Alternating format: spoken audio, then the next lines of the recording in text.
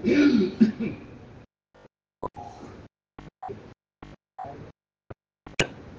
الله الرحمن الرحيم. الحمد لله رب العالمين. الحمد لله رب العالمين، والصلاة والسلام على سيد المرسلين وعلى آله وصحبه أجمعين. بزرگوں اور پیارے بھائیوں، اب تعالیٰ شانہ کو آپ حضرات کی قربانیوں کو قبول فرمائے اور پورے عالم میں حق اور ہدایت کے پھیلنے کا ذریعہ فرمائے۔ اللہ تعالیٰ نے انسان کو پیدا کیا، تمام مخلوقات سے اس کی پیدائش عجیب ہے۔ ایسی کوئی مخلوق نہیں پیدا کی جیسے انسان کو پیدا کیا، ایسی صورت کسی مخلوق کو نہیں کی ہے جیسے انسان کو۔ خلقکم فاحسن صورکم، تم کو پیدا کیا اور تمہاری صورتوں کو اچھا بنایا۔ تو امتیاز ہے، یہ خصوصیت ہے، اپنی پیدائش میں بھی، اپنی صورت میں بھی، اور اپنے مقصد حیات میں۔ اس کی زندگی کا مقصد ہے کہ اسی زندگی کا کیا مقصد ہے؟ اسی زندگی کا مقصد یہ ہے کہ یہ اپنے اللہ سے تعلق پیدا کرے، یہ اپنے اللہ سے تعلق پیدا کرے، یہ اسی زندگی کا مقصد ہے۔ اس کو اسی لیے پیدا کیا ہے، یہ مجھے پہچان ہے۔ وما خلقت الجن والانس الا ليعبدون الا ليعرفون، یہ مجھے پہچان ہے۔ اور پہچان کر کیا کرے؟ کہ پہچان کر کے میرا حق ادا کرے۔ تو حضور صلی اللہ علیہ وسلم نے معاذ بن جبل سے پوچھا کہ معاذ، آپ کو معلوم ہے اللہ کا کیا حق ہے؟ تو اللہ کہے میرا حق ادا کرے، میرا حق ادا کرے۔ اے معاذ، تم کو معلوم ہے اللہ کا کیا حق ہے؟ عرض کیا مجھے تو معلوم نہیں، آپ بتائیں گے؟ فرمایا اللہ کا حق یہ ہے کہ اسی کی عبادت کی جائے گی، اس کے ساتھ کسی کو شریک نہیں کیا جائے گا۔ یہ اللہ کا حق بتایا۔ اور اس دنیا کو اللہ تعالیٰ نے اسی لیے پیدا کیا کہ یہاں حقوق کی معرفت ان کو حاصل ہو جائے۔ جیسے چیزوں کی معرفت حاصل کرتے ہیں، نئی نئی چیزیں، نئی نئی ایجادیں، ایسے ہی یہاں کی زندگی میں ان کو حقوق کی خبر ہو جائے، کیونکہ دنیا کو اللہ نے دارالحقوق قرار دیا اور آخرت کو دارالاجور قرار دیا کہ یہاں حقوق ادا ہوں گے، وہاں اجر دیا جائے گا۔ اس لیے حقوق کو پہچاننا ضروری ہے۔ اگر حق نہیں پہچانے گا تو حق برباد کرے گا، ظاہر بات ہے۔ بربادی کے لیے اتنا ہی کافی ہے کہ وہ اس سے ناواقف ہو۔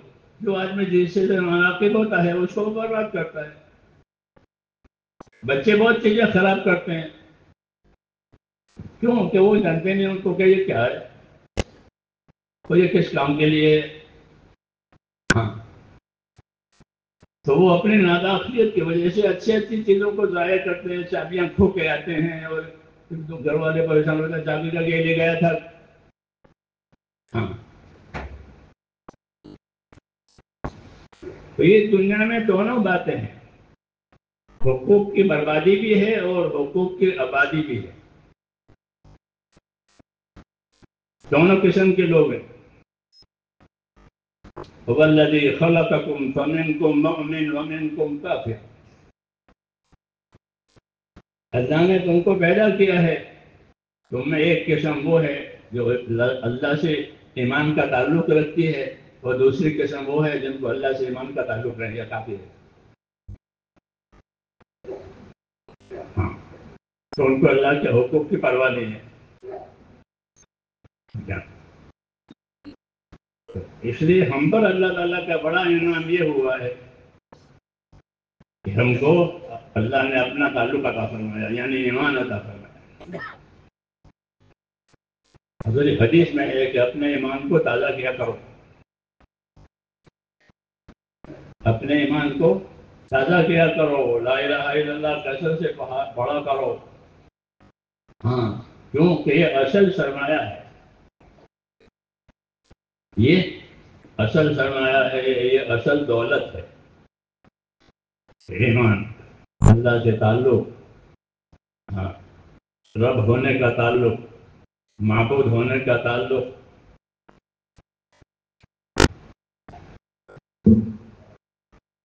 رب ہونے کا تعلق اور معبود ہونے کا تعلق. رب ہونے کا تعلق ہونے کی وجہ سے تربیت کے سارے اسباب اللہ پیدا کر دیتا ہے اپنی مخلوق کی تربیت کے لیے، ان کو پالنے کے لیے، ان کی پرورش کے لیے اسباب سارے وہ خود پیدا کرتا ہے. آدمی کو خبر نہیں ہے مجھے کیا ضرورت ہے. چھوٹے بچوں کو نہیں معلوم مجھے دودھ کی ضرورت ہے، اسے نہیں معلوم دودھ کی ضرورت. دودھ کے سوا دوسری کوئی چیز اس کے لیے نہیں چل سکتی. دودھ پینا اور سونا دو کام ہوتے ہیں. اس میں سوتا ہے 24 گھنٹے. چھوٹا بچہ جتنا سوتا اتنا زیادہ سو جائے گا. ہاں، یہ کیوں کہ اللہ تعالیٰ اس کی تربیت کرے. جی ہاں، تو تربیت ہے، ان کو پالتے ہیں. اس طرح ہر مخلوق کو پالتے ہیں. تو ایک تعلق پرورش کا ہے اللہ سے، وہ تمام مخلوق کو ہے. اللہ سب کو پالتے ہیں. رب السماوات والارض وما بینہما، آسمان زمین اور ان کے درمیان کی تمام چیزوں کا پالنے والا. تو ایک تو رب ہونے کا تعلق، دوسرا تعلق ذمہ داری کا تعلق، یعنی معبود ہونے کا تعلق کہ اللہ تعالیٰ ہمارا معبود ہے. اللہ کے سوا کسی کی عبادت نہیں کی جائے گی، کیونکہ یہ اللہ کا حق ہے. یہ اللہ کا حق ہے کہ اس کی عبادت کی جائے، اس کے ساتھ کسی کو شریک نہ کیا جائے. ہاں، اصل تعلق عبادت کا ہے. پھر عبادت سے آگے دوسرا تعلق اطاعت کا ہے کہ اللہ کی عبادت ہوگی، عبادت میں کوئی شریک نہیں ہے. اطاعت میں شریک ہے، اطاعت میں رسول شریک ہے، اطاعت میں ماں باپ بھی شریک ہے. جی ہاں، جو ذمہ دار ہیں وہ شریک ہیں. جی ہاں، کہ ان کی اطاعت کی جائے. اس لیے دوسری ذمہ داری عبادت کے علاوہ وہ ہے اطاعت. ہمارے دین میں اطاعت بہت بڑی ذمہ داری ہے کہ زندگیوں میں تابع داری آ جائے. تمام رسولوں کو دنیا میں بھیجنے کی اصلی غرض یہی ہے. وَمَا أَرْسَلْنَا مِن رَّسُولٍ إِلَّا لِيُطَاعَ بِإِذْنِ اللَّهِ، کہ ہم نے جب کبھی کوئی رسول دنیا میں بھیجا ہے تو وہ اس لیے بھیجا ہے کہ اللہ کے کہنے کی وجہ سے اس رسول کی اطاعت کی جائے. یہ زندگی کی ذمہ داریاں سمجھائی جا رہی ہے. ہاں، کہ اللہ تو معبود ہے، اس کا حق عبادت ہے. پھر رسول ہے کہ رسول کی کیا ذمہ داری، رسول کے ساتھ کیا ذمہ داری ہماری، کہ رسول کے ساتھ ہماری ذمہ داری یہ ہے کہ ہم اپنی زندگی میں رسول کی اطاعت کریں، رسول کی تابعداری کریں.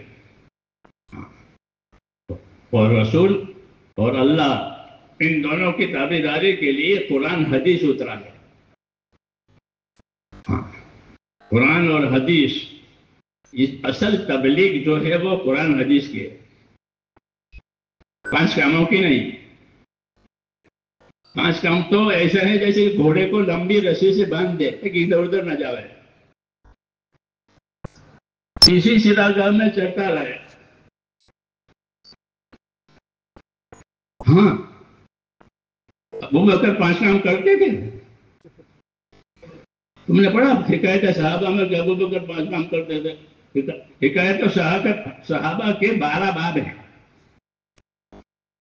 تو 12 باب میں صحابہ کی حیات پر روشنی ڈالی ہے، تو اس میں ہے کہ ابو بکر 5 کام کرتے تھے؟ بولو، نہیں ہے، نہیں ہے۔ ہاں، تو پھر ہم سے کیوں کرواتے ہو یہ لوگ؟ ہاں ہاں، کہ وہ اس وجہ ہے کہ تمہاری ٹانگیں باہر نکل گئی ہے، اس لیے تمہیں ٹانگیں باندھنی ہے۔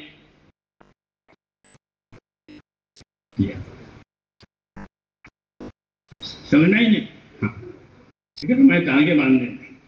ہم لوگ دیہاتی ہیں، ہمارے جانور ہوتے ہیں، کوئی جانور زیادہ شریر ہوتا ہے تو اس کے 2 ٹانگوں کو ایک رسے سے باندھتے ہیں مختلف، تاکہ وہ زیادہ بھاگے نہیں۔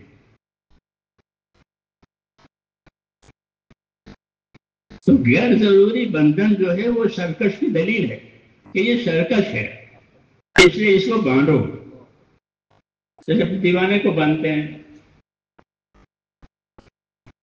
باندھتے نہیں باندھتے کیوں؟ کو شعور ہی نہیں ہے اس کو، تو ایسے یہ سب بندھن ہے۔ ورنہ ہمارے بندھن کے لیے تو صرف سنت رسول کافی ہے، ایک ہی بندھن ہے، جیسے ایک ہی عبادت ہے اللہ کی، ایک ہی رسول ہے اس کے اتباع کی، بس یہ ہمارا سبق ہے، اور بندھن کی ضرورت نہیں ہے۔ جی ہاں، لیکن چونکہ ہمارا ایسے ہو گیا ہے اس لیے یہ بندھن ہے، تو وہ بندھن ہے اصل صحیح رخ پر لانے کے لیے، اصل نہیں ہے کہ اس کے ذریعے سے یہ صحیح رخ پر آ جائے۔ تو ہماری زندگی میں میرے دوستو 2 ذمہ داریاں ہیں۔ ایک ذمہ داری یہ ہے مسلمان ہونے کی وجہ سے کہ ہر مسلمان اپنے دین کا مددگار بنے۔ کیا بنے؟ اپنے دین کا مددگار بنے، یہ ہر مسلمان پر ہے، حکم ہے اس کا، یا ایھا الذین آمنوا کونوا انصار اللہ، اے ایمان والو اللہ کے دین کے مددگار رہو۔ تو ایک ذمہ داری ہماری یہ ہے کہ ہم اپنے دین کے مددگار بنیں۔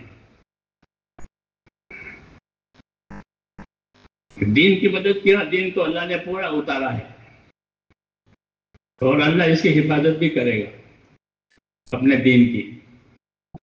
پھر مدد کس چیز کی ہے؟ کہ مدد اس چیز کی ہے کہ اپنے دین کے ساتھ ایسی محنتیں کرو کہ لوگوں کی صلاحیتیں دین پر آوے، لوگوں کی صلاحیتیں دین پر آوے۔ لوگوں کی عادت یہ ہے کہ جس چیز میں نفع دیکھیں گے اس پر اپنی صلاحیت لگائیں گے۔ تاجر تجارت پر اپنی لگاتا ہے، ملازم ملازمت پر، مزدور مزدوری پر اپنی صلاحیت لگاتا ہے، کیوں؟ اس کو نفع نظر آتا ہے۔ تو جس چیز میں نفع نظر آئے گا اس پر آدمی اپنی صلاحیت لگائے گا، یہ قاعدہ ہے۔ اس لیے گویا وہ اپنی صلاحیت سے نفع کمانا چاہتا ہے کہ میری صلاحیت سے میں نفع کماؤں۔ حدیث شریف میں ہے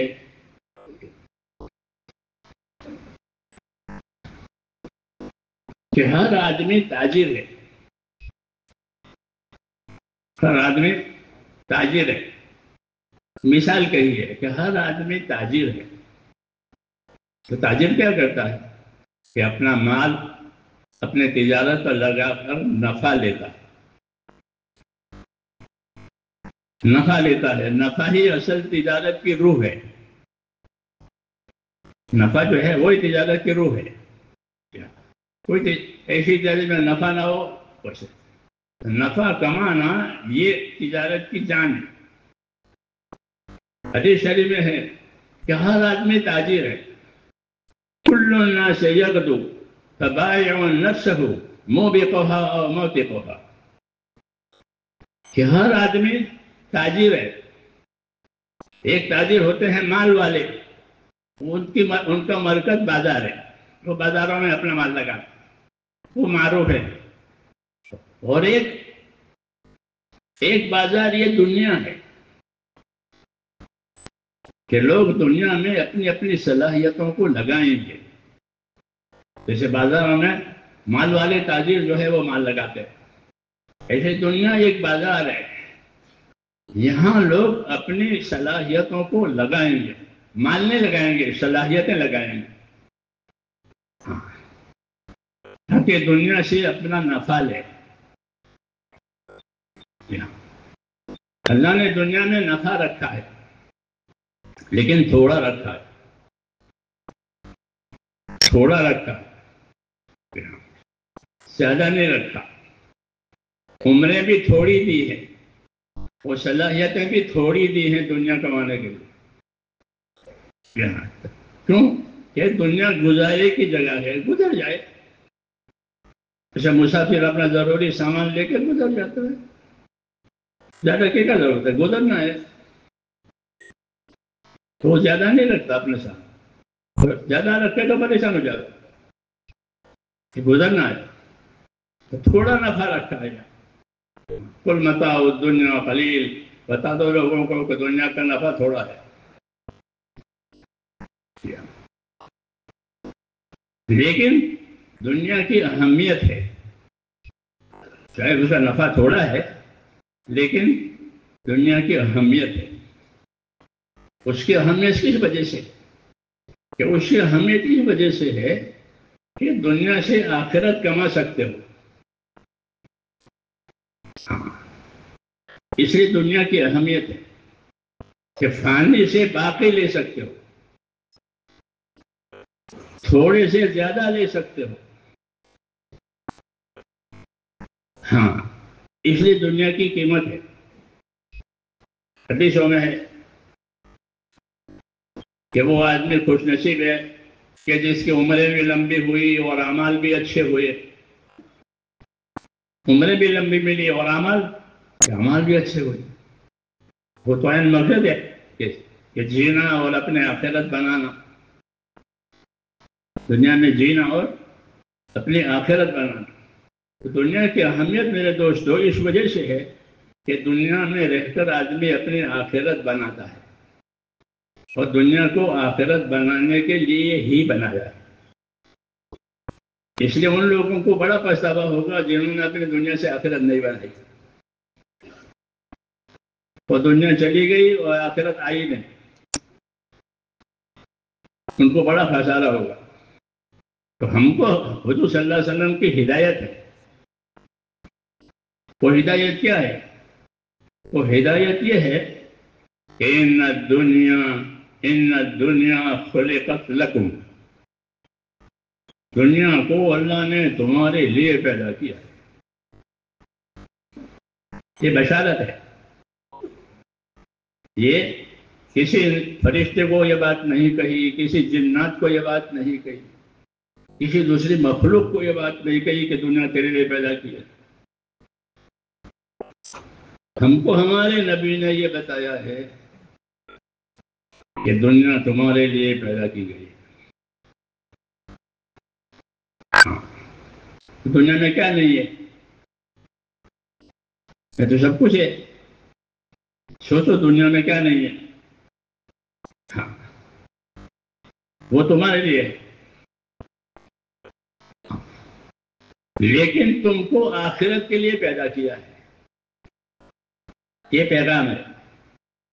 ان الدنیا خلقت لکم وانکم خلقتم للآخرہ. یہ دعوت ہے، یہی دعوت ہے کہ دنیا تمہارے لیے ہے اور تم کو آخرت کے لیے پیدا کیا ہے. تو ان دونوں جملوں کا جوڑ یہ ہے کہ اب سمجھدار وہ ہے جو دنیا سے آخرت بنا لے، کیونکہ آخرت میں جانا ہے اور آخرت میں رہنا ہے. تو دنیا تمہارے لیے بنائی ہے اور تم کو آخرت کے لیے بنایا. اس لیے فرمایا کہ الکیس من دان نفسہ وعمل لما بعد الموت.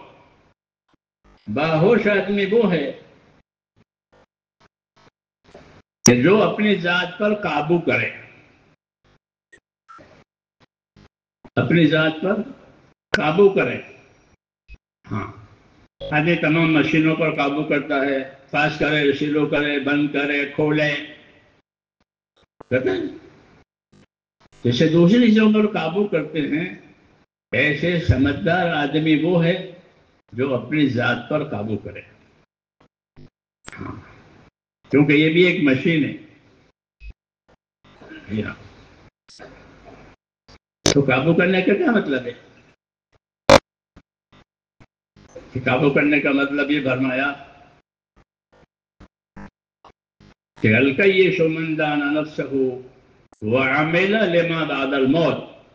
اور موت کے بعد موت کے بعد کام آنے والا عمل آج کرے. یہ دعوت ہے کہ وہ عمل کیا جائے جو اس کو موت کے بعد کام دے. یہ اصلی دعوت ہے. ہاں، کیونکہ ہم آخرت کے لیے پیدا ہوئے ہیں، تو آخرت میں کام دینے والی چیز ہے وہ اصل ہے. جی ہاں، جو آخرت میں کام نہ دے وہ اصل نہیں ہے، وہ تو چھوٹنے والی ہے. تو جتنی چیزیں آنکھوں سے نظر آتی ہے وہ چھوٹنے والی ہے. جتنی بھی چیز، حکومت ہو، زمین ہو، جو بھی ہو، جس چیز کو آپ اور ہم آنکھوں سے دیکھ رہے ہیں کہ وہ چھوٹنے والی ہے، اس سے تعلق کٹنے والا ہے. اور وہ چیزیں جس کا آنکھوں سے تعلق نہیں ہے اور آنکھوں سے نظر نہیں آئی لیکن ہم کو خبر دی ہے کہ یہ ہوگا، یہ ہوگا، یہ ہوگا، یہ ہوگا. خبر اور نظر، یہ دو چیزیں انسان ایک اپنی نظر اور ایک اس کو جو خبر پہنچی ہے وہ. تو جن چیزوں کو نظروں سے دیکھتا ہے اس سے تعلق کٹ جائے گا، اور جن چیزوں کی خبر دی ہے اس سے تعلق ہو جائے گا. جی ہاں، تو رسول صلی اللہ علیہ وسلم نے ہم کو، میرے بھائیوں، آخرت کی خبر دی ہے. یہ نبیوں کی دعوت کا امتیاز ہے.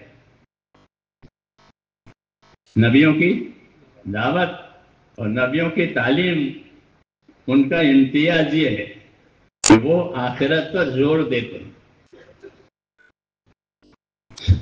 کیوں کہ آخرت میں جا رہے ہیں تو پھر واپس نہیں آئیں گے، رہیں گے. ان الآخرۃ ہی دار القرار. آخرت کیا چیز ہے؟ کہ آخرت تو دار القرار ہے، کہ وہاں سے کہیں جانا ہی نہیں ہے، وہیں رہنا ہے. اس لیے نبیوں کی دعوت میں زیادہ اہمیت جو ہے وہ آخرت کو ہے. باقی سب طریقہ کار ہے جو بدلتے رہتا ہے. ہاں، اصل آخرت ہے کہ اپنی زندگی سے اپنی آخرت بناؤ. قارون کو مال دے کر یہ بات کہی تھی کہ وقت لگے فیما آتاک اللہ الدار الآخرہ، تو اس کو اللہ نے دولت دی ہے، اپنی آخرت بنا لے. اس طرح ہر صلاحیت والے کو یہ دعوت دی کہ وہ اپنی صلاحیت سے کیا بناوے؟ کیا بناوے؟ آخرت بناوے. اپنی صلاحیتوں کو آخرت بنانے پر لگا. آخرت بنانے کے لیے پہلی چیز ایمان ہے. پہلی چیز ایمان، لا الہ الا اللہ. اس کے بغیر آخرت نہیں بنے گی. پہلی چیز ہے ایمان اللہ پر، اللہ کا تعلق پیدا کرو. کہ اللہ سے کون سا تعلق پیدا کرنا، اس کا تو کوئی رشتہ نہیں ہے. کہ اللہ سے بندگی کا تعلق پیدا کرنا ہے، اللہ سے بندہ ہونے کا تعلق پیدا کرنا ہے، عبادت کا تعلق پیدا کرنا ہے. تو یہی دعوت ہے. حضور صلی اللہ علیہ وسلم فرماتے تھے کونوا عباد اللہ، اللہ کے بندے بن کر رہو، کونوا عباد اللہ، اللہ کے بندے بن رہو، اور کیا کرو کہ بھائی بن کر رہو۔ مدینے والوں سے فرمایا تھا کونوا عباد اللہ اخوانا، اللہ کے تو بندے رہو اور آپس کے بھائی رہو۔ یہ تعلیم دی ہے کہ اللہ کے بندے رہو اور آپس کے بھائی رہو۔ یہ نبوت کا طریقہ ہے کہ آپس میں بھائی اور اللہ کے بندے، کونوا عباد اللہ اخوانا، اللہ کے بندے بنو، آپس کے بھائی بنو۔ یہ زندگی کی ذمہ داریاں ہیں۔ تو تبلیغ جو ہے میرے بھائیوں، وہ زندگی کی ذمہ داریوں کے سمجھنے کا نام ہے کہ میری زندگی کی کیا ذمہ داری ہے۔ تو یہ پہلی زندگی کی ذمہ داری آدمی کا ایمان ہے۔ وہ اندر پیدا ہوتا ہے، دل میں کفر اندر ہوتا ہے، ایمان اندر ہوتا ہے، نفاق اندر ہوتا ہے، اخلاص اندر ہوتا ہے، یہ سب چیزیں اندر بنتی ہے۔ باہر اس کے اسباب دیے ہیں کہ ایمان دیا، عبادت دی، کہ ایمان عبادت کے ذریعے سے اندر کوشش پیدا ہوگی کہ اندر کیا پیدا ہوگا کہ اندر خدا کا خوف پیدا ہوگا۔ اس کو تقویٰ کہتے ہیں۔ حضرت عمر فرماتے تھے ہم کو تقویٰ ملا ہے۔ کیا ملا ہے؟ ہم کو تقویٰ ملا ہے۔ یعنی اللہ کا ڈر ملا ہے۔ تو اللہ کے ڈر کی خوبی یہ ہے کہ اللہ کا ڈر اللہ کی طرف لے جاوے۔ سانپ کا ڈر سانپ سے دور کرے، آگ کا ڈر آگ سے دور کرے۔ یہ ہوتا ہے نا کہ تمام مخلوق کا ڈر اس سے دور ہونے کے لیے ہے کہ دیکھو آگ ہے، دیکھو پانی ہے، دیکھو سانپ ہے۔ اور اللہ کا ڈر کہ اللہ کا ڈر اللہ سے قریب ہونے کا۔ یہ سکھایا حدیث میں کہ اللہ سے ڈر مانگو۔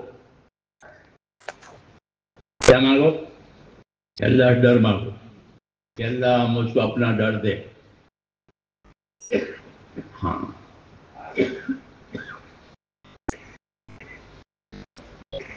ڈر کی کیا خاصیت ہے؟ ڈر کی کیا خاصیت ہے؟ آدمی میں ڈر بھی ہوتا ہے، لالچ بھی ہوتا ہے۔ تو ڈر کی کیا خاصیت ہے؟ کہ ڈر کی خاصیت یہ ہے کہ آدمی کو خطرے سے بچاتا ہے۔ اسی کو ڈر کہتے ہیں۔ اندر ڈر پیدا ہوا تو جس چیز کا ڈر ہے اس سے ہٹ۔ تو اللہ نے ڈر پیدا کیا ہے خطرے سے بچنے کے لیے۔ اور لالچ پیدا کیا ہے نفع حاصل کرنے کے لیے۔ تو آدمی میں لالچ بھی ہے، ڈر بھی ہے،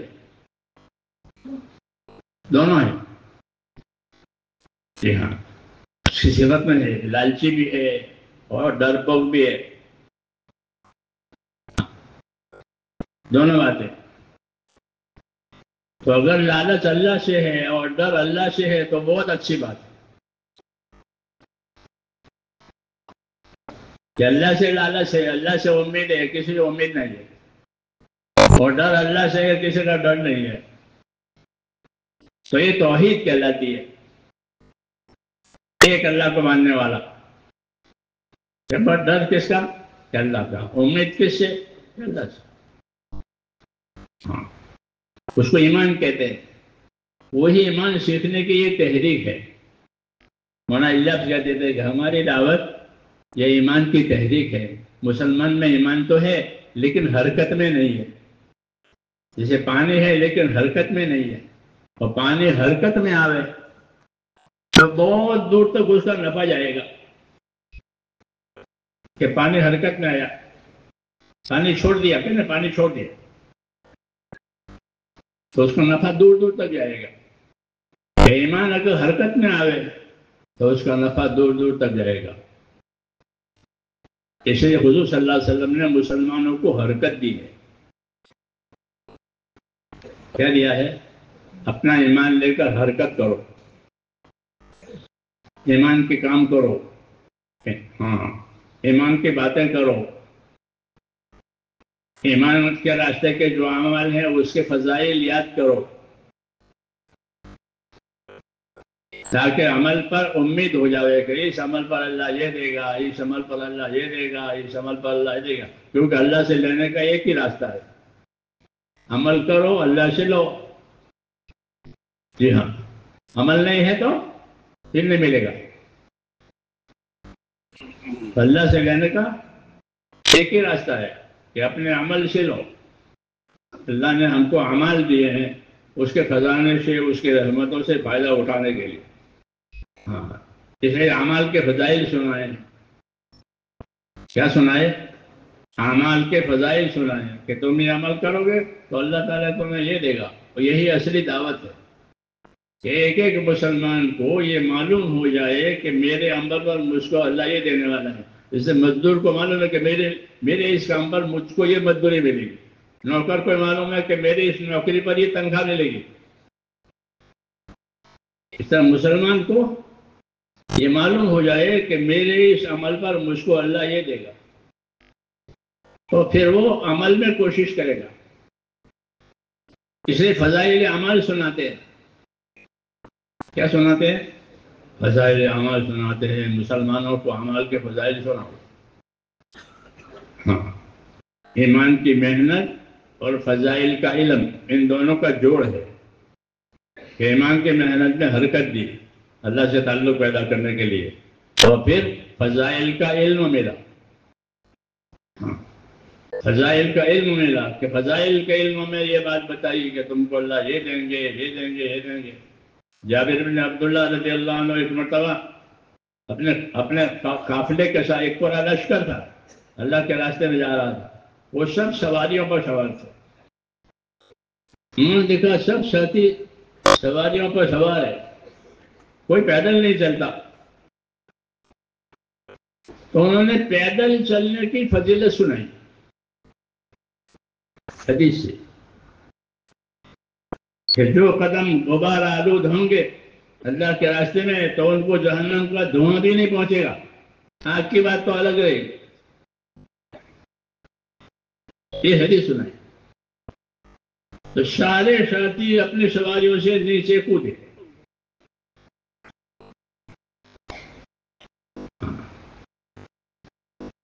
سمجھ نہیں لگا؟ اب کوئی صحابہ کی حکایتیں تو پڑھتے ہیں نہیں۔ ہم کو بڑا افسوس یہی ہے کہ ہماری محنت میں علم کا دروازہ بند ہو گیا۔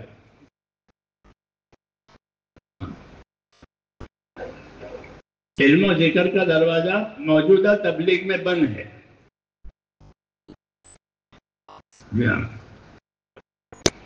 سچی بات ہے، میں بھی اس میں ہوں کہ علم و ذکر کا جو نمبر ہے اس کا دروازہ بند ہے۔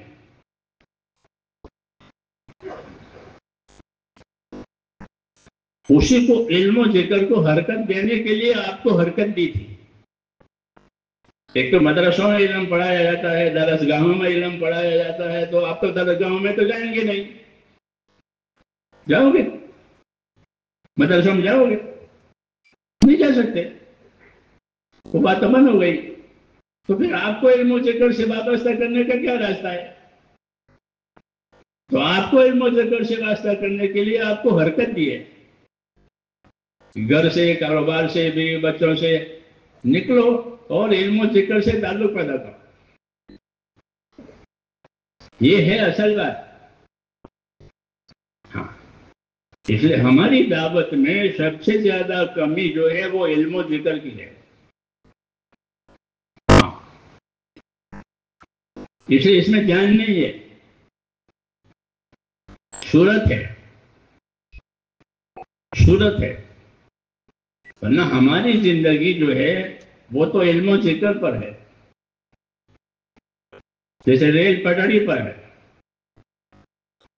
بغیر پٹڑی کے آپ کے یہاں ریل چلتی ہے؟ بولو. اور پٹڑی ہو ریل نہ ہو ایسا ہوتا ہے؟ بولو. پٹڑی ہے ریل نہیں ہے. ایسا کہیں ہے؟ ریل پٹڑی کے لیے پٹڑی ریل کے لیے.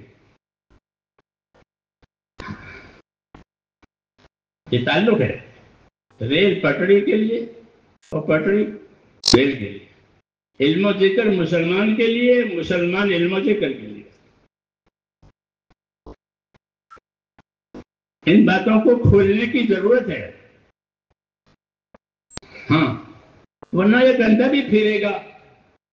پھرنا کیا، یہ تو آسان ہے. آج کل تو ہمارا پھرنا علم و ذکر لے کر پھرنا ہے. جیسے ریل بغیر پٹڑی کے کبھی نہیں ہوگی، اور پٹڑی بغیر ریل کے کبھی نہیں ہوگی. مسلمان کی زندگی علم و ذکر کے بغیر کبھی نہیں ہوگی. وہ علم نہیں ہوگا تو جہالت ہوگی، اور ذکر نہیں ہوگا تو غفلت ہوگی. ہے نا بات؟ علم نہیں ہوگا تو جہالت، اور ذکر نہیں ہے تو غفلت. دنیا کو اللہ نے ایسا بنایا ہے. دنیا کو کیسا بنایا ہے؟ متضاد بنایا ہے. یہ نہیں ہوگا تو پھر یہ ہوگا. اندھیرا نہیں ہوگا تو اجالا ہوگا. اجالا نہیں ہوگا تو جوانی نہیں ہوگی تو بڑھاپا ہوگا یا بچپنا ہوگا. یہ نہیں بچپنا بڑھاپا جوانی سب چال ایسا ہے نہیں.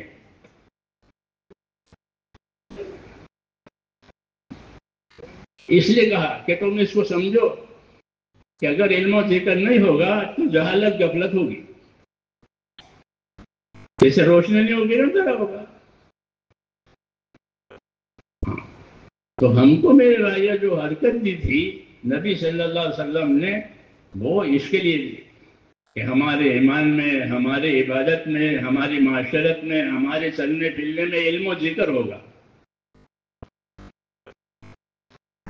کیا ہوگا؟ ہاں، علم و ذکر ہوگا. جسے بدن کے ہر حصے میں روح ہوتی ہے. بغیر روح کے بدن کا کوئی حصہ بیکار ہو جائے گا. تو ایسے ہی کہ ان کی زندگی علم و ذکر کے ساتھ ہے.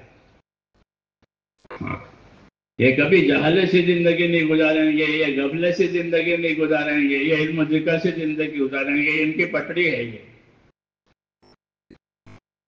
جی ہاں،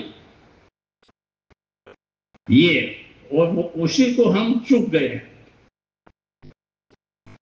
علم و ذکر کو.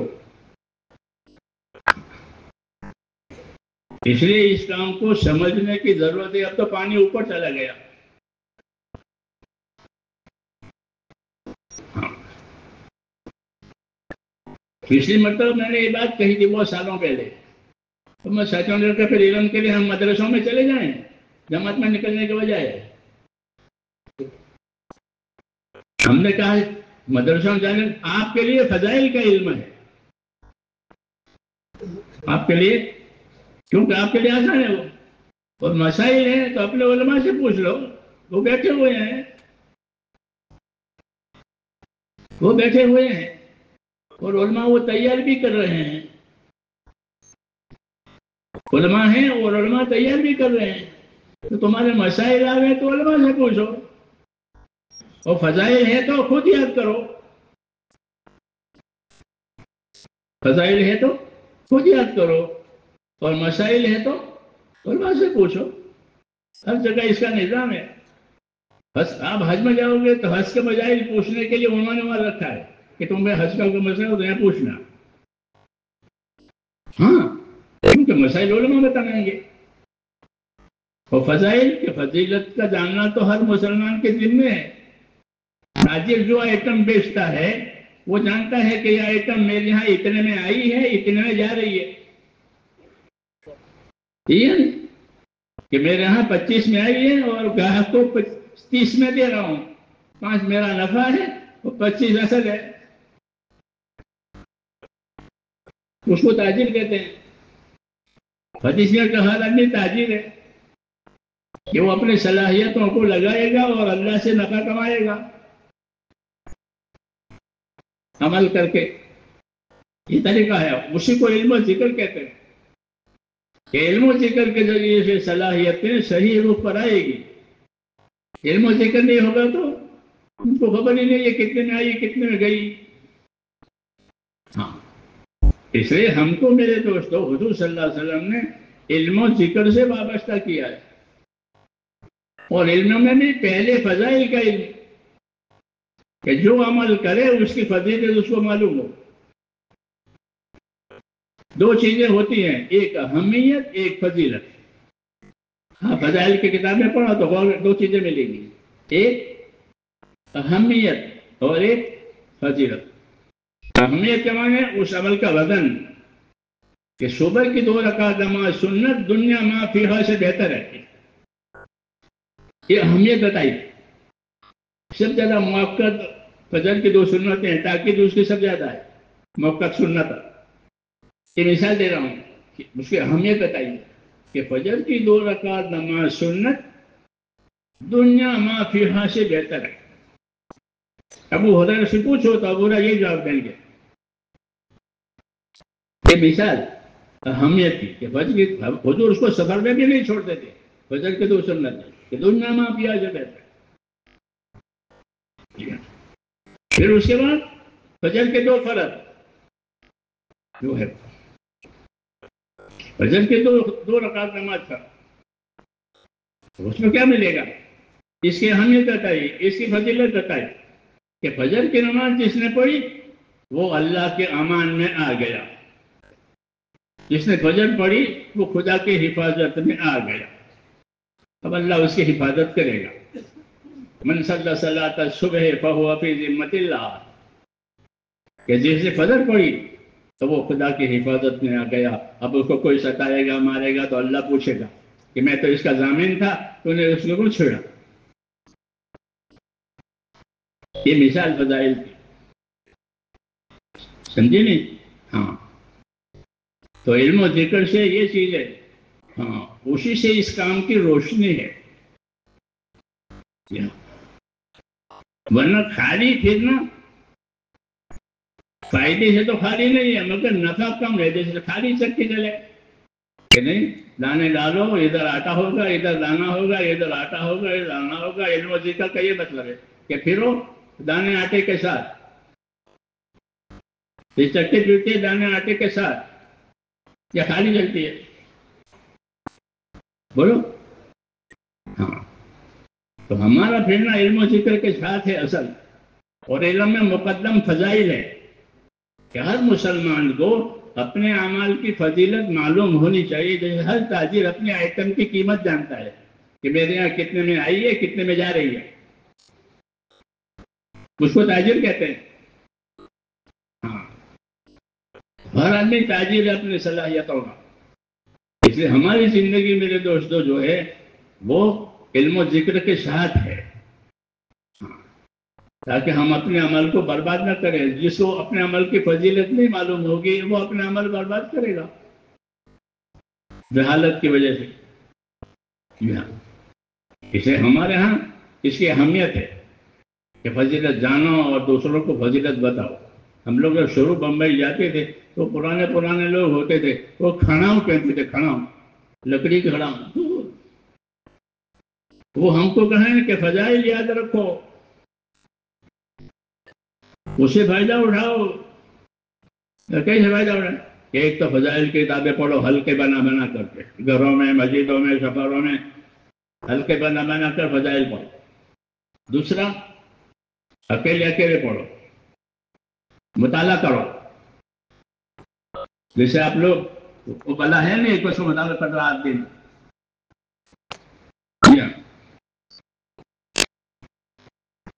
کہ فضائل کا مطالعہ کرو. ہر صحابی فضائل کا عالم ہوتا تھا. مسائل کے عالم تو چند ہوتے تھے جن کو فتویٰ دینے کا اختیار دیا جاتا تھا. ابو بکر، عمر، عثمان، ان کو یہ مفتی بھی تھے اور دوسرے لوگ فتویٰ نہیں دیتے تھے، یہ لوگ فتویٰ دیتے. لیکن فضائل سب کو پڑھو. کیونکہ یہ آسان ہے، یہ میری چیز ہے، اس کی یہ قیمت ہے، اس کا یہ دفعہ ہے، یہ میرا عمل ہے۔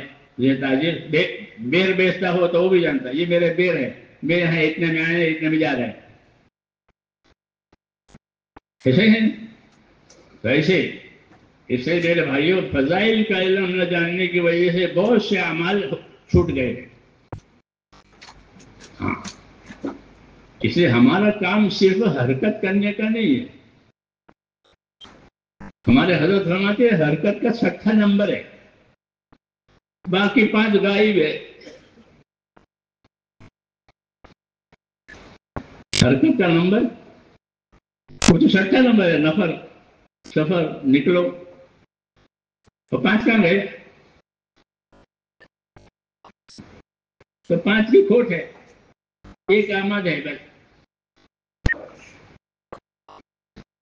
اس لیے ہمارا کام میرے دوستو فضائل پر ہے۔ فضائل سے امت کو کھڑا کرو۔ جی ہاں، فضائل پر جب امت کھڑی ہوگی تو ان کے اندر عمل کے کمالات پیدا ہوں گے۔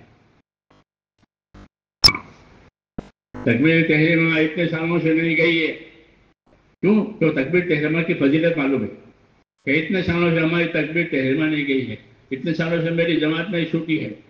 سعید ابن مسیب کہتے ہیں 20 سال ہو گئے، میں کبھی ایسا نہیں ہوا کہ اذان سے پہلے مسجد میں نہ آیا ہوں۔ کہ تاریخ بنتی ہے، تاریخ بنتی ہے عمل کی وجہ سے۔ اس لیے زندگیوں کو عمل پر لانا ہے، حرکت پر گزارا نہیں کرنا ہے کہ ہم حرکت کرتے ہیں آتے ہیں جاتے ہیں۔ وہ حرکت علم و ذکر والی ہے۔ یہ دعوت ہے کہ ہماری حرکت علم و ذکر والی ہوگی تو اس میں حقوق کی ادائیگی بھی ہوگی اور فضائل کی کمائی بھی ہوگی۔ اور اس کی خبر نہیں ہے تو دوسروں کے حقوق کی پرواہ نہیں، ایسا نہیں ہے، بلکہ دونوں باتیں ہیں، دوسروں کے حقوق کی بھی رعایت ہوگی اور اپنے عمل کے فضائل کی کمائی بھی ہوگی۔ اسے وہ کہتے تھے کہ فضائل کو اکیلے اکیلے بھی پڑھو اور امت میں بھی پھیلاؤ، اور دعوت دینے جاؤ تو فضائل سے دعوت دو۔ کیسے دعوت دو؟ کہ فضائل سے دعوت دو کہ بھئی تو مسجد میں چلے گا تو تیرے ایک قدم پر ایک نیکی لکھی جائے گی، ایک خطا معاف ہوگی، ایک درجہ بلند ہوگا، تو مسجد میں جائے گا تو اللہ کا مہمان ہوگا۔ یہ مثال کہ مسجد میں جانے والا اللہ کا مہمان ہے۔ جی ہاں، اللہ اسے مہمانی کریں گے جب وہ اللہ کے پاس جائے گا۔ جی ہاں، سمجھ نہیں رہا؟ اس لیے ابن مسعود یہ فرماتے تھے، مہمانی کی بات یاد آ رہی۔ ابن مسعود یہ کہتے تھے کہ جو آدمی اللہ تعالیٰ سے ایمان کی حالت میں ملاقات کرنا چاہتا ہو، ظاہر بات ہے کہ سبھی کہیں گے کہ اللہ سے ایمان کی حالت میں ملے۔ کون کم وقت ہوگا جو کفر کی حالت میں اللہ سے ملے؟ نعوذ باللہ۔ کہ جو آدمی اللہ تعالیٰ سے ایمان کی حالت میں ملنا پسند کر رہا ہو تو اس کو کیا کرنا چاہیے؟ تو فرمایا وہ نماز مسجد میں آ کے پڑھے۔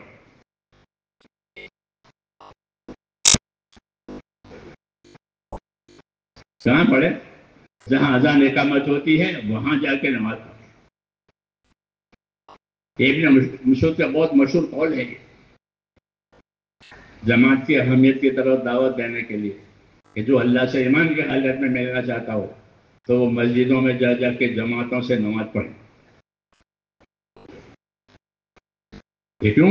کہ اللہ نے تمہارے نبی کی یہ سنت جاری کی ہے کہ مسلمان نماز مسجد میں با جماعت پڑھے گا، اس لیے کہ یہ نبی کی سنت ہے کہ آپ کے اندر جب تک طاقت رہی آپ نے نماز با جماعت مسجد میں ادا کی اور آ کر آئی، وہ فرمائیے نبی کی سنت ہے۔ تو ہماری دعوت میں 2 باتیں ہیں، ایک اپنے دین کی نصرت اور ایک اپنے نبی کی سنت۔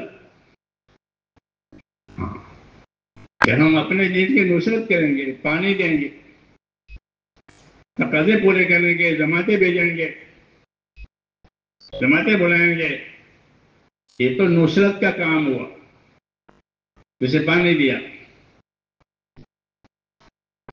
دوسرا کام ہمارا کہ دوسرا کام ہمارا جو ہے وہ سنت کا اتباع ہے.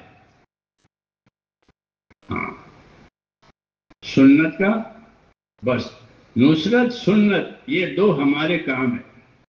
سنت کا کوئی نام نہیں لیتا. ہاں، ایک رخ پڑ گیا، حالانکہ دو رخ ہے کہ سنت کا اتباع کرو. کہ نبی سنتیں چھوڑ کے جاتا ہے. کیا چھوڑ کے؟ اپنے طریقے چھوڑ کے جاتا ہے. اس لیے ایمان کی محنت سنت کے اتباع کے ساتھ. اس دعوت کی اصلی غرض یہی تھی، ورنہ تو ہم سب مسلمان ہیں اور سنی مسلمان ہیں. ہمارے عقائد میں کوئی گڑبڑ نہیں ہے. ہمارے عقائد میں کوئی گڑبڑ نہیں ہے. پھر ہم سے کیا چاہا جاتا ہے؟ کہ تم سے اتباع چاہا جاتا ہے. تم سے اتباع چاہا جاتا ہے کہ تم اتباع کرو اپنے نبی کو. کہ کافروں نے تو حضور صلی اللہ علیہ وسلم سے کہہ دیا کہ لست مرسلا، تو رسول نہیں ہے. ٹھیک ہے، فَيَقُولُ الَّذِينَ كَفَرُوا لَسْتَ مُرْسَلًا، کہ تو رسول نہیں ہے، مجنون ہے، جادوگر ہے، وغیرہ وغیرہ. اور مسلمان نے کہا کہ رسول ہے. لا الہ الا اللہ محمد رسول. یہ تو ہو گیا فرق عقیدے کا. پھر عقیدے کا تعلق عمل سے ہوتا ہے کہ رسول کو رسول مانا ہے کہاں. تو رسول کو رسول ماننے کا کیا مطلب ہے؟ کہ رسول کا رسول ماننے کا مطلب یہ ہے کہ اللہ کا نبی ہے، سچا رسول ہے، جو باتیں لے کر آیا ہے وہ ہمارے لیے ہے، وہ سب سچی ہے، اور ہم ان کے پیروی کریں گے. کیا کریں گے؟ ہم ان کی اپنے رسول کی پیروی کریں گے، یعنی اپنے رسول کی سنتوں کی پیروی کریں گے. نصرت اجتماعی ہوگی اور سنت کی پیروی انفرادی ہوگی. نصرت اجتماعی، رسول کی سنت کی پیروی انفرادی. وہ الگ الگ اپنے اپنی صلاحیت، اپنے اپنے ہاتھ کے حساب سے. یہ دو کام ہیں کہ رسول کے سنت کی پیروی کرو. رسول نے سنتیں کیسی پڑھی ہیں؟ فجر کی سنتیں کیسی پڑھی تھی؟ کہ فجر کی سنتیں ہلکی پڑھی. قل یا ایھا الکافرون قل ھو اللہ. زہر کی سنتیں کیسی پڑھی؟ کہ لمبی پڑھی. یہ معلوم ہے آپ کو؟ نہیں معلوم ہے. حضور صلی اللہ علیہ وسلم نے زہر کی 4 سنتیں کیسی پڑھی؟ لمبی پڑھی. ہمارے حضرت شیخ ایک پارا پڑھتے تھے زہر کی 4 سنتوں میں رمضان میں، اذان کے ساتھ لیے گانے. تو وہاں آدھا گھنٹہ ہوتا ہے اذان اقامت میں، تو وہ آدھے گھنٹے میں 4 سنتوں میں ایک پارا پڑھتے تھے. کیونکہ 4 سنتوں کو لمبا پڑھنا سنت ہے. یہ سنت فجر کی سنت کو قل یا ایھا الکافرون قل ھو اللہ کافی ہے. زہر کی سنتوں کو لمبا، اس کو سنت کہتے ہیں. سمجھ نہیں نا بات؟ ہاں، وہ ہے اصل کہ زندگی میں سنتیں آئی کہ ہاں یہ رسول کے تابعدار ہیں. فوجی آدمی اپنی فوجی قانون کا پابند ہوتا ہے نہیں ہوتا؟ ہماری فوج میں یہ قانون ہے، یہ قانون ہے، یہ قانون ہے. ہاں، اور مسلمان کہ مسلمان اپنے رسول کی سنت کے تابع ہوتا ہے. زہر کی لمبی پڑھتے تھے، فجر کی ہلکی پڑھتے تھے، اور عصر کی 4 سنتوں کی ترغیب دیتے تھے. وہ موقعہ نہیں ہے تو حضور اس کی ترغیب دیتے تھے اور فرماتے تھے کہ رحم اللہ عمران صلی قبل العصر 4. اللہ اس بندے پر رحم کرے جو عصر سے پہلے 4 سنت پڑھے. تو عصر سے پہلے 4 سنت کی تاکید تو نہیں کی، لیکن پڑھنے والے کو دعا دی.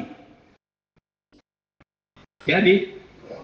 پڑھنے والے کو دعا دی کہ جو اثر سے پہلے چاہے سنت پڑھے اللہ اس پر رحم کرے.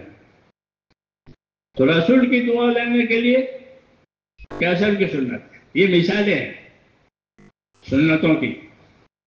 ہاں یہی علم و ذکر ہے.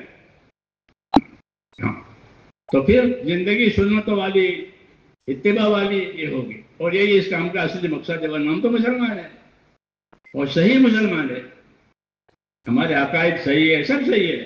تو کسر کس کی ہے کہ اتباع کی. کسر اپنے نبی کے اتباع کی کسر ہے. اس کسر پورا کرنے کے لیے یہ محنت آئی کہ اپنی کسر پوری کرو اور اپنے آپ کو نبی کا اور ان کے سنتوں کا اتباع کرو. پھر کیسے آئے گی مدد کہ اللہ نبیوں کی مدد کرتا ہے اور ایمان والوں کی مدد کرتا ہے، بس تیسرا کوئی نہیں. اِنَّا لَنَنْصُرُ رُسُلَنَا وَالَّذِينَ آمَنُوا، کہ ہم مدد کریں گے اپنے رسولوں کی اللہ کے تھے، اور مدد کریں گے کس کی؟ ایمان والوں کی. کیوں؟ ایمان والے رسول کے پیچھے ہوتے ہیں. مولانا یوسف صاحب فرماتے تھے کہ جنت میں تو پہلی قومیں بھی جائے گی، پہلی امتیں جنت میں نہیں جائے گی، لیکن ہم تو نبی کے ساتھ ہونا چاہتے ہیں. ہم اپنے نبی کے ساتھ جائیں. سب سے پہلے جنت کا دروازہ آپ کھلوائیں گے. جنت بند ہے، جنت بند ہے، اس میں کوئی نہیں ہے. روح غلمان اور حوریں ہیں، بس کوئی بند ہے. سب سے پہلے آپ کھلوائیں گے. فرماتے کہ ہم اپنے نبی کے ساتھ ہونا چاہتے ہیں. جنت میں تو پہلی قومیں بھی جائے گی ان کے نبیوں کے ساتھ، ہم اپنے نبی کے ساتھ جائیں گے. یہ ہے یہ کام کہ نبی کے ساتھ رہنا، نبی کے سنت اور جنت میں بھی نبی کے ساتھ جانا. جیسے مہاجر انصار آپ کے ساتھ ہوں گے، مہاجرین اور انصار آپ کے ساتھ ہوں گے. ہاں ہم مہاجر انصار کے راستے پر ہیں. والذین اتبعوہم بإحسان تیسرے نمبر میں، کہ جنہوں نے احسان کے ساتھ ان کا اتباع کیا ہے، مہاجرین کا اور انصار کا، وہ ہیں ہم. اس لیے اس کام کو بہت سمجھ کر کرنے کی ضرورت ہے. ہاں یہ کام ہماری زندگیوں میں صحیح طریقے سے آئے. ہاں خالی گزارا نہیں کر لینا ایک آدھ کام پر، بلکہ اس کو سیکھنا ہے، سمجھنا ہے، پوچھنا ہے، اس کو مذاکروں میں لانا ہے. ہاں جی ہاں، اگر یہ نہیں ہے تو پھر طریقہ یہ کار ہے. ہر کام کا طریقہ ہوتا ہے، کھیتی کرنے کا طریقہ ہوتا ہے، تجارت کرنے کا طریقہ ہوتا ہے، وہ تو طریقہ یہ کار ہے، وہ بدلتا رہتا ہے. لیکن جو مقصد کار ہے وہ نہیں بدلتا. تو مقصد کار جو ہے وہ اتباع ہے، اس میں تبدیلی نہیں آئے گی. ہاں جیسا کہا ہے ویسا کہو، جیسا کیا ہے ویسا کرو. کہ لا پر انگلی اٹھائی ہے تو اللہ پر کرو، ایسا کرتے ہیں لا الہ الا اللہ. یہ اتباع کی مثال ہے کہ نبی کے ساتھ اتباع ہے، اللہ کے ساتھ عبادت ہے. عبادت کسی کی نہیں ہوگی سوائے اللہ کے، اتباع کسی کا نہیں ہوگا، نبی کا ہوگا. یہ کام ہے. ہاں باقی تو نقل و حرکت ہے، وہ طریقہ کار ہے، وہ بدلتا بھی ہے، کم زیادہ بھی ہوتا ہے. ہاں یہ اصل ہے. اللہ کرے ہماری زندگی میں آئے، ہم اس کو سیکھیں، پوچھیں کہ صبح سے لے کر شام تک کتنی سنتوں پر عمل کیا ہے. اب دیکھیں ہر آدمی جیسے صبح سے اللہ کتنا کمایا، انفرادی طور پر بازار میں ہر آدمی دیکھتا ہے کہ صبح سے اندر میں نے کتنا کمایا. یہ نہیں کہ بازار میں سب لوگ کما رہے ہیں تو گزارا کرے گا نا، میں نے کتنا کمایا. تو اپنی انفرادی زندگی کو دیکھنا ضروری ہے کہ میں نے اس محنت سے کتنا فائدہ اٹھایا. یوں تو سب پڑھتا رہے گا، اللہ بھی کھولے گا، مجمع کی برکت ہے. لیکن ذاتی طور پر دیکھیں کہ میری زندگی میں کتنی سنتیں آئی، ہاں کتنے فرائض ادا ہوئے، کتنے فرائض ابھی باقی ہے، کتنی قضا نمازیں باقی ہے، کتنے زکاتیں باقی ہے. ہاں یہ اپنی ذاتی زندگی میں دیکھنا، استقامت پیدا کرنا. ذاتی زندگی میں استقامت پیدا کرنا، اجتماعی زندگی میں نصرت بنانا، یہ دو کام ہے کہ اپنی ذاتی زندگی میں استقامت پیدا کرو اور اجتماعی زندگی میں نصرت کرنے والے بنو، کہ دین کی مدد کرو جہاں بھی تقاضا ہو. جی ہاں. اور ذاتی زندگی میں استقامت پیدا کرو کہ یہ سنت ہے، یہ فرض ہے، یہ واجب ہے، یہ حرام ہے، یہ میرے لیے ہے، یہ سب میرے لیے ہے. اس کو استقامت کہتے ہیں. حکم ہے کہ جو حکم ملا ہے اس کے پابند بنو اور اپنے دین کے مددگار بنو. کریں گے انشاءاللہ. سبحانک اللہم